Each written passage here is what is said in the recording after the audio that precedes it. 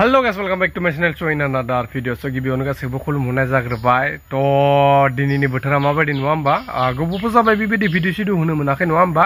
थ' ओरैबायदि खाथिया बोथोर अखाबो गैया सान्दुङाथ' बुंनाङा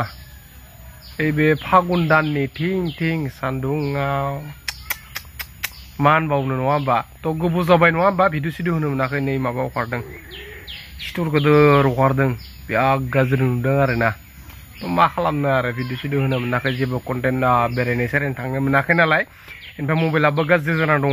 थ' नैबे बेलेग मबाइलजोंसो खालामदों आङो आं न'नि खालामबाय थानाय मबाइलजों खालामदों थ' मबाइलफोराबो गाज्रि जाजोब्बाय लानो हायाखै बेलेग मबाइल लानो हायाखै बिनि थाखाय भिडिअबो होनो मोनाखै नङा होमबा थ' इउटुबाव बा गोबाव जाबाय आरोना थ' नोंथांमोना नेबाय थादो माला लानो हायो माला लानो हाया बेखौथ' मिथिलानो थ' थाबैनो होनो नाजानोसै नङा होमबा थ' नोंथांमोना नेनानै थादो साननैसो बाव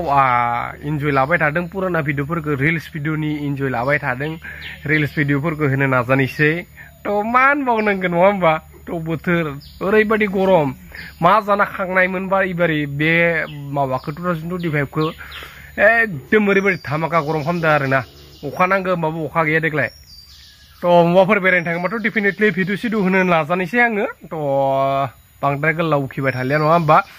गोलाव उखिबाय थाबाबो जेनेबा मा होनगोन बेखौ बरिं नाङो आरोना थ' बिनिखाय दिनैनि थाखाय बेखिनियानो थ' भिडिअखौ लाइक खालामदों ओमफ्राय जायफोरा गोदान आंनि चेनेलाव गोदान नायदों मानो जेनेबा गोदान हाबसनदों नोंथांमोना साबसक्राइब खालामला बेनिफ्राय नटिफिकेसनखौ टिं मारिना ला नङा होमबा जाहाथे गोदान भिडिअ होनाय लोगो लोगोनो नुनो मोनो थ' रिल्सबो होनो मोनखायाखै नालाय नै स्ट'र अखारनानै गाराय गिदिर लानानै माबायदि रिल्स होनो आं नङा होमबा थ' दिनैनि थाखाय बाय बाय लाभ इउ अल आइसक्रिम बायदि जानायसै गरम बोथोरनि थ'